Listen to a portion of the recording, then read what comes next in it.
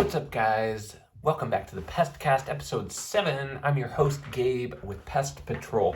So, the Pestcast exists to discuss all things pest-related, pest management, product reviews, leadership, content creation, sales, marketing, business, you name it. We want to discuss it.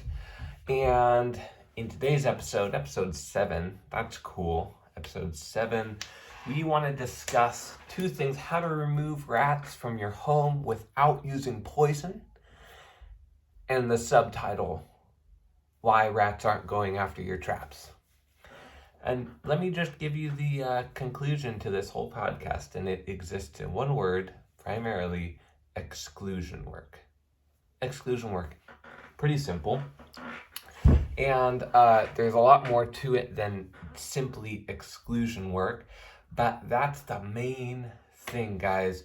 We do a tremendous amount of rodent trapping here at Pest Patrol.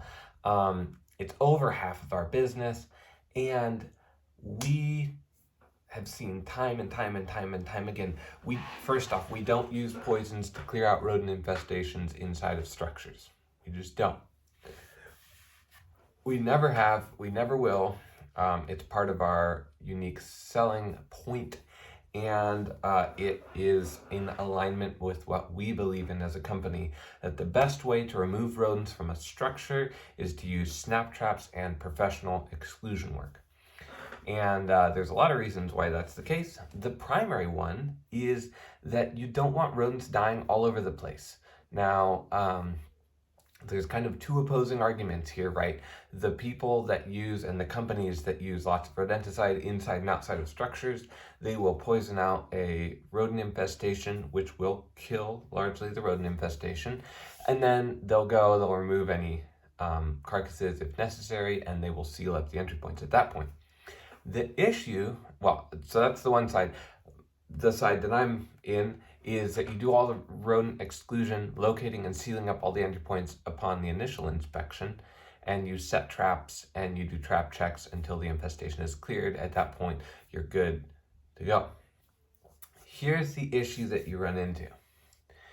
If you take the first philosophy, the poison out the crawl space of the home, poison out the attic space of the home, and then do the exclusion at the end. If you take that philosophy, you run into a few issues if you try to then maneuver it into rodent trapping. So the reason why companies do it for rodent baiting and poisoning is because, you guessed it, they don't want rodents dying in your wall voids, in your crawl space under the insulation, or in the attic stinking up the home.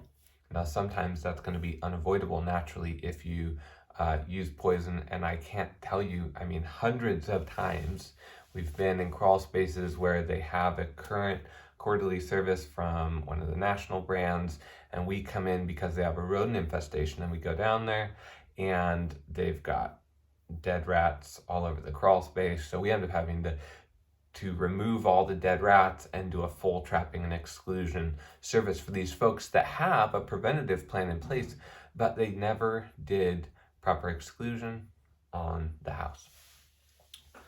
So if you take that whole mindset of we're going to use poison first and we're not going to exclude everything until the end, and you take that into trapping, you start to run into some issues, and we're going to talk about that. So first, let's discuss some of the rodent biology here. As you guys probably know, we've discussed it before, rodents and rats especially, rats are neophobic, which means they're afraid of new things. So they tend to follow patterns, they follow pheromone trails, they have special unique things that they follow the exact same path, they tend to do the same things. And if you disrupt their environment too much, it really freaks them out. So, for instance, if you go and they have their runways, and generally they're going to be, depending on the species of rat, they're going to be running along the pipes or running along the edge of the ground or running along the wires or whatever the case may be. You're going to set your traps wherever you see that type of activity, and all of a sudden this thing goes off in the rodent's brain where they go into like hyper hypervigilance mode, right? I mean, they're always kind of in that mode, but when you mess with their environment, they really do. And if you take this philosophy, the baiting philosophy that I discussed, where you don't seal anything up and then you do poison and stuff, but if you do that with traps, what you run into is that you have an environment that's nearly impossible to control, and the rodent's natural inclination is avoid everything new. So they still have all their old entry points, egress points, all that stuff, and now they have a bunch of traps in their way. And so the solution to this problem for the rodents is fairly simple. Just avoid all traps, right? Now you'll have the especially aggressive ones that aren't really the trap shy ones. Maybe they're newer, maybe they're younger, and they'll generally go and get trapped more readily.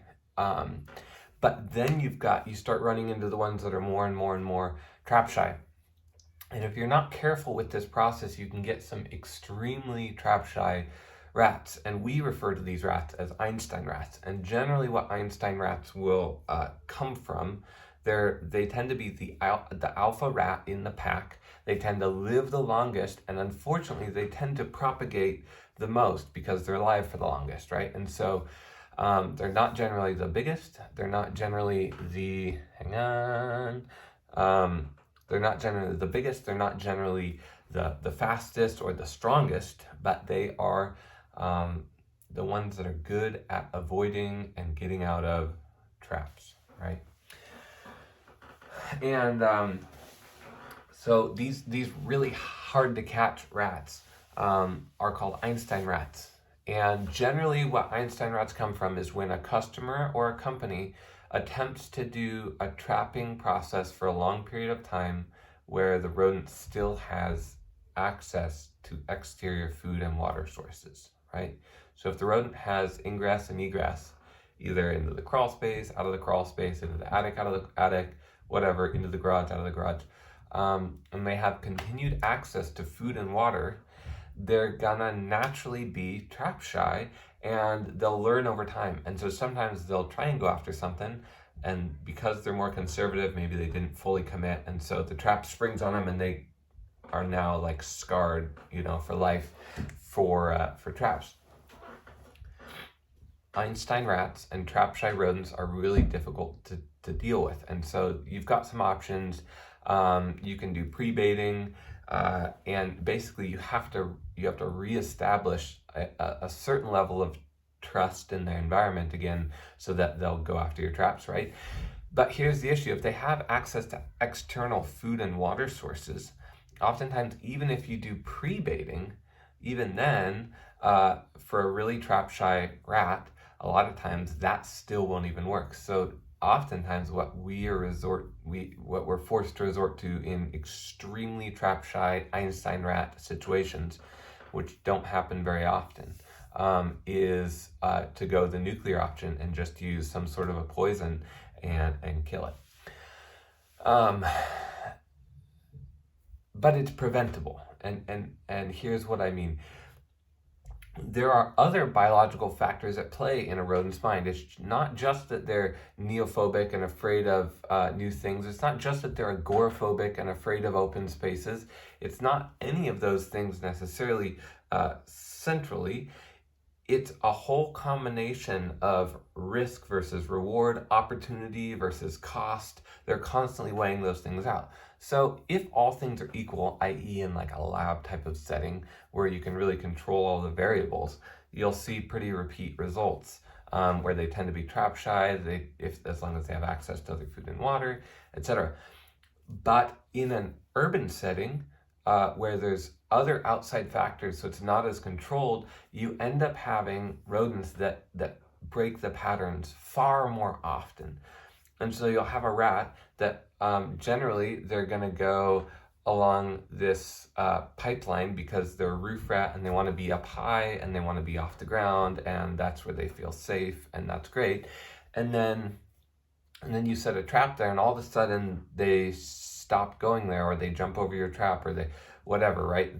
They are constantly adapting to the environment, because urban environments are constantly changing. Or you may have like a really neophobic Norway rat that all of a sudden gets stuck in a closet, right? And they can't get out, and all of a sudden they're interested in everything and they just tear everything apart. Or you've got an agoraphobic, a Norway rat that's afraid of open spaces, any rat that's afraid of open spaces. But if you put them in a crawl space, and which is fairly open, they're not touching, 3/4 of their body against any surface, and then you put a pile of food in the middle, all of a sudden they're not quite so agoraphobic, are they, right? The opportunity versus the cost and those types of things have to come into play. So,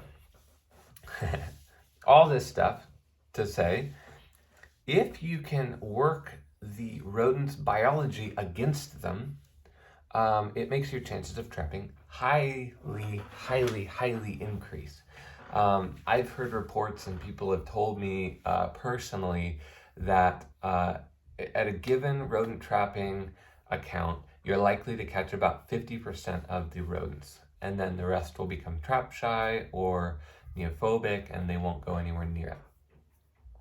And I would actually give a hearty yes. I would say at the most maybe 50-60% of the rodents if you do no exclusion work up front. So if you leave all the entry points open, you're going to have roughly 50% or so of the population, if you're a good trapper, that will get caught. And then you've got the rest of the population that's going to continue on their merry way because they don't have to go after the traps.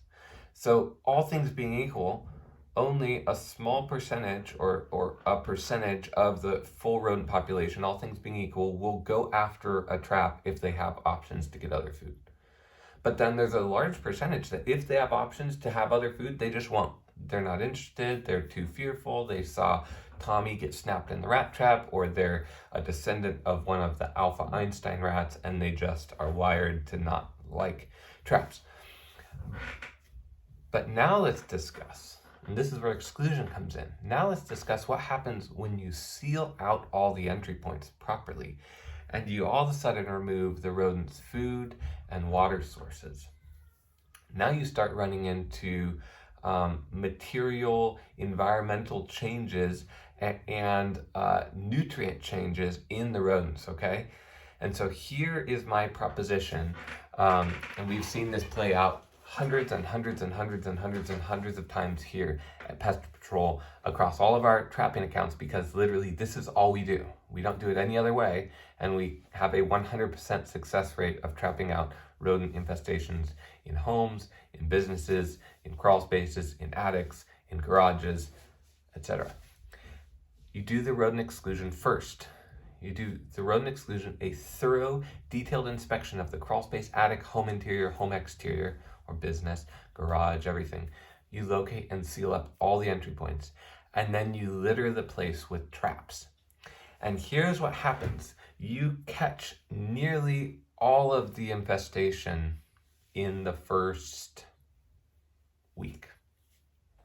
And then you have some naturally trap-shy rodents that generally end up eating the other ones because they run out of food, or they'll sometimes find other food sources throughout the house. So you have to be wise and have your eyes out and be understanding of what the environment's going on inside of the home itself. But you trap out the rodent infestation, and you can do it without using poison. You can do it without dropping a bunch of rodenticide into your crawl space, into your attic. None of that. No risk of a rodent dying somewhere you don't want it. So you've got an all-natural option, basically. You've got a zero toxicity option, and it utilizes snap traps. The difficulty with it that you'll find is that it really takes a keen eye, and if you're in the pest control industry and you do rodent trapping to any degree, rodent trapping takes a keen eye. It takes some specialized training and understanding of rodent behavior, rodent biology, to really be able to locate and seal up all the entry points 100%. But what we found is that if you can do that, if you can locate and seal up everything 100%, your infestation is generally cleared in the first 14 days. Completely gone, completely cleared, no poison used. And again, we back all this stuff 100%. So we put a 6-month guarantee on the rodent trapping work. But honestly, I mean, I put a 100% money back guarantee on all the work.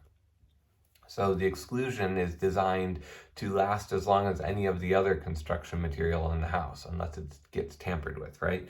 The goal is, this is a permanent solution as much as your home is a permanent solution, right? So like, I mean, they got in once. So if you have a cable tech come out and they punch a hole in our screen that we installed, that's obviously gonna mess things up a bit. Just like when the original construction slapped that screen, slapped that molded vent into your foundation, it was a permanent solution until it wasn't, right? The point is that rats and mice aren't just going to chew right back in and get in a couple months later or a year later even, all things being equal. So how can you remove rats, especially but rats and mice, without using poison? You do a full inspection of the home, you locate and seal up all of the entry points, and then you set an abundance of traps. And what that enables you to do is to catch all the infested rodents, quickly to catch all the rodents that are infesting your crawl space, your attic, your garage, your home interior, whatever. And then also to ensure that you're not having really trap-shy rodents because you're forcing them to go after your bait. So they're either going to go after your bait or they're going to go after some other food source, but they have to switch it up. And so basically you're just jacking up your likelihood that these rats are going to get hungry. They're going to say, I'm hungry, I've got peanut butter bait, bacon jelly bait, whatever you're using for your bait type. They're much more likely to go after your lure than to just sit there and starve to death. Although I have seen that. I've seen especially trap-shy rodents that are willing to literally starve to death before going after your traps. But again, these are Einstein rats. These are few and far between, and they're generally created because a customer or another pest control company failed to locate and seal up all the entry points prior to doing their trapping. And I would add one other thing. We had once a customer called us out. They caught 50 rats, or like 47 rats or something in their crawl space. And they said there was one left that they couldn't find. And so we set up a whole big thing to control the situation. There was one hole left going into the crawl space. And essentially the rat was coming out of the crawl space, evading all their traps. They had sealed up all the other stuff around the home as far as they could tell. The rat was coming out of the crawl space into the garage. And what they thought is it was just avoiding the traps. They didn't realize that the rat was actually eating a food source that they didn't know was there. And so again, upon a thorough inspection, I located the food source, we removed it, and then the rat never went after any of our traps because it was so dang trap shy. I mean, they had been trapping this guy for months and months and months and months and months. But we ended up poisoning it. We set out some poison bait, the rat took it. We came by the next day, set out more poison bait, the rat took it, and it worked out great. But that's what you have to do. I mean, you really have to ensure that all the food sources have been taken away, all the water's been taken away, so that the rodents are forced to work against their own biology, right? So if there's enough food and enough need for the food, they will go after your traps, as long as they don't have access outside to other food. But if they can just go out to the dumpster or go out to the fruit tree or go out wherever they're used to going and eat all the food they're already used to eating, it makes sense they're never going to go after your traps unless they're like the small percentage of really curious rats that just go and they get killed. So, yeah, that is why rats are probably not going after your traps. So if you have failed to locate and seal up all the entry points into your home, i.e., if you think you have some mice or some rats in your actual home itself, and you haven't done a full crawl space inspection, inspecting all the vents, inspecting for burrows around the crawl space, inspect your crawl space door if it's on the outside, make sure it seals good, inspect up underneath your siding, inspect all your attic areas, make sure there's no entry points into those areas, I would almost guarantee that if you have rodent activity on the inside of the home, you need to make sure those are sealed up first. It's also possible sometimes you can have a drain fault. I think that gets overplayed, but occasionally you can have a drain fault. You can have issues with the drainage. I've had rodents literally crawling up through toilets, crawling up around sewer mains, etc., etc. But by and large, you're going to be dealing with general entry points that are just stupid, like a cable technician punched a hole through your vent, an AC technician drilled a hole in and then never patched it, etc., or they're burrowing under. And you can deal with those, seal it up, and it's going to greatly increase your chances of trapping out whatever you're trying to deal with. I hope that's really helpful, guys. Episode 7 of the Pestcast in the books. If this has been helpful for you, if you're watching on YouTube or on Gab TV, subscribe to our channel. We are trying to hit 1,000 YouTube subscribers by the end of the year 2022. So hit that subscribe button, hit the like button, share this with your friend who's having issues with rats. Tell them to subscribe, tell them to like. And if you're in the Portland area, we would love to help you out however we can. Call or text us anytime, 503-985-6523. Thanks for watching. Go Rocket.